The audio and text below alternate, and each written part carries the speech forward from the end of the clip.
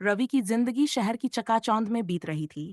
एक बड़ी कंपनी में ऊंचे पद पर था, अच्छी सैलरी थी, गाड़ी थी, बड़ा अपार्टमेंट था, सब कुछ था, बस वक्त नहीं था। गांव में उसकी बूढ़ी माँ थी जो हर महीने उसे चिट्ठी लिखती, लेकिन रवि कभी जवाब नहीं देता। माँ की चिट्ठियां उसे बेकार लगती, क्योंकि अब तो मोबाइल का जमाना था, पर माँ को चिट्ठियों से ही लगाव था। एक दिन ऑफिस में बैठा रवि अपनी फाइलों में उलझा था कि अचानक उसके मोबाइल पर गांव से फोन आया। पड़ोसी ने सूचना दी, रवि बेटा, माँ अब इस दुनिया में नहीं रही। रवि के हाथ से फोन छूट गया। अचानक उसे याद आया कि माँ की आखिरी चिट्ठी अभी भी दराज में रखी थी, जो उसने कभी खोली ही नहीं थी। कांपते हाथों से उसने चिट्ठी निकाली और पढ़ना शुरू किया। बेटा, मुझे पता है कि तुझे मेरे खत पढ़ने की फुर्सत नहीं मिलती। शायद तुझे अब माँ की जरूरत भी नहीं रही। पर बेटा, तेरा लिखा हर एक अक्षर मुझे जिंदा रखता था। जब तू छोटा था, तुझे गोद में सुलाकर कहानियां सुनाती थी। आज उन्हीं कहानियों के सहारे जी रही हूँ। मुझे तेरे जवाब का इंतजार रहेगा, लेकिन अगर न भी मिले तो भी शिकायत नहीं। बस इतना याद रखना, तेरी माँ तुझे हमेशा प्यार करती रहेगी, तेरी माँ। चिट्ठी पढ़ते ही रवि की आंखों से आंसू गिरने लगे। उसने माँ को खो दिया था और अब पछतावे के सिवा कुछ नहीं बचा था। वह फौरन गांव के लिए निकल पड़ा, लेकिन अब बहुत देर हो चुकी थी।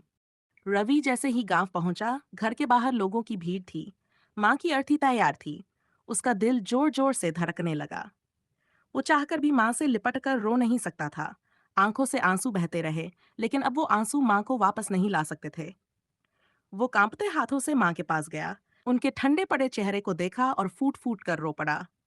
उसकी आंखों के सामने वो सारे पल घूम गए, जब माँ उसके लिए अपनी इच्छाएं कुर्बान करती रहीं, जब वह स्कूल में रोता था और माँ उसे गोद में लेकर चुप कराती थी, जब वह पहली बार शहर गया था और माँ ने उसे टिफिन में उसके पसंदीदा लड्डू रखे थे, लेकिन उसने कभी इन चीजों को अहमियत नहीं दी।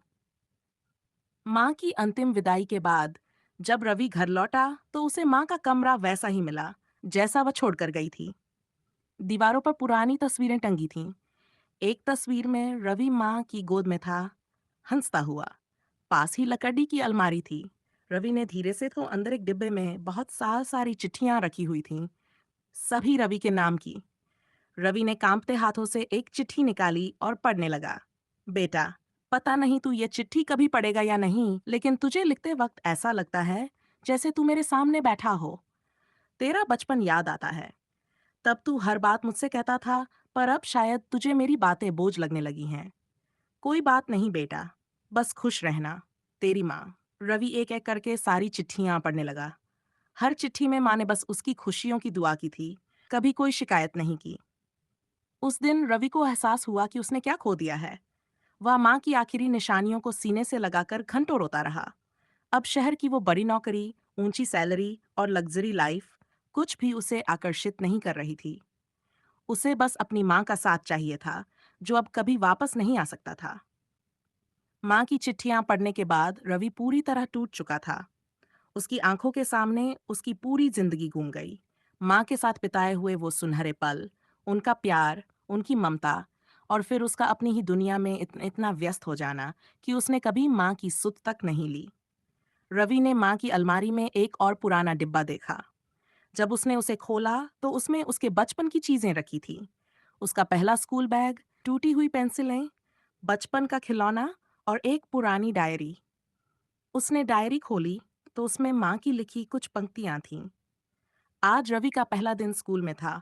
उसने रोते हुए मेरा हाथ पकड़ा, पर मैंने उसे छोड़ दिया, क्योंकि मैं जानती थी कि उसे आगे बढ़ना है। आज रवि ने अपनी पहली सैलरी भेजी, लेकिन पैसे से ज्यादा खुशी उसके फोन की होती, जो उसने नहीं किया। आज बहुत दिनों बाद दरवाजे पर आहट हुई। लगा कि रवि आया होगा, लेकिन सिर्फ डाकिया था, एक और बिल लेकर। रवि के आंसू अब थम ही नहीं रहे थे। उसे महसूस हो रहा था कि माँ ने हमेशा उसकी खुशियों के लिए खुद को भुला दिया, और उसने अपनी व्यस्त जिंदगी में माँ को ही भुला दिया था। उस रात रवि ने एक बड़ा फैसला लिया। उसने अपनी नौकरी छोड़ दी और गांव में ही रहने का निश्चय किया। उसने माँ के पुराने घर को संवारना शुरू किया, उनके अधूरे सपनों को पूरा करने के लिए। गांव के बच्चों के लिए एक छोटा स्कूल खोला, जहां वो मुफ्त में पढ़ाई करवा सके, क्योंकि माँ हमेशा कहती थी, शिक्षा से बड़ा कोई दान नहीं। अब रवि की जिंदगी में शांति थी, लेकिन एक अधूरापन हमेशा रहेगा।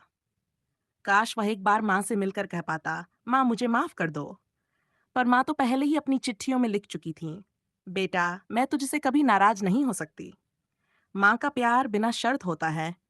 बस इतना याद रखना कि जब भी तुझे मेरी याद आए, अपनी आंखें बंद करके मुझे याद कर लेना। मैं हमेशा तेरे पास हूँ। और यही सोचकर रवि अब अपनी जिंदगी माँ के दिखाए रास्ते पर जी रहा था, उनके नाम, उनकी यादों और उनके प्यार के सहारे। गांव में रहकर रवि को जो शांति मिली, वह शहर की चकाचौंध में कभी नहीं मिल सकती थी। उसने न केवल स्कूल खोला, बल्कि गांव के लोगों की मदद के लिए भी काम करना शुरू किया।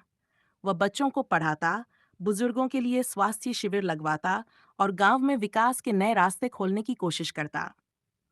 एक दिन स्कूल के बाद रवि अपनी माँ की पुरानी चारपाई पर बैठा था, जब एक छोटी बच्ची उसके पास आई। वह स्कूल में पढ़ने आती थी और बहुत होशियार थी।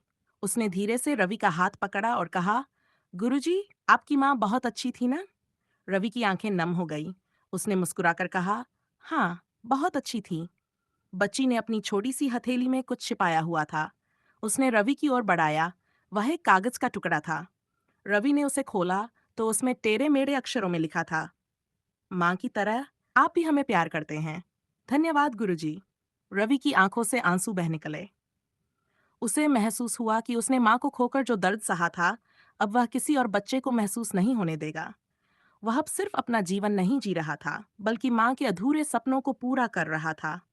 उसने ऊपर आसमान की ओर देखा और महसूस किया कि माँ कहीं न कहीं से उसे देख रही थीं, खुश, संतुष्ट और गर्व से भरी हुई। और इस तरह एक बेटे की गलती ने उसे जिंदगी का सबसे बड़ा सबक सिखाया।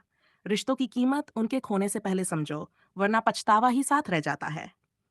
अगर आपको यह कहानी पसंद आई हो, तो चैनल को लाइक, सब्सक्राइब और शेयर जरूर करें।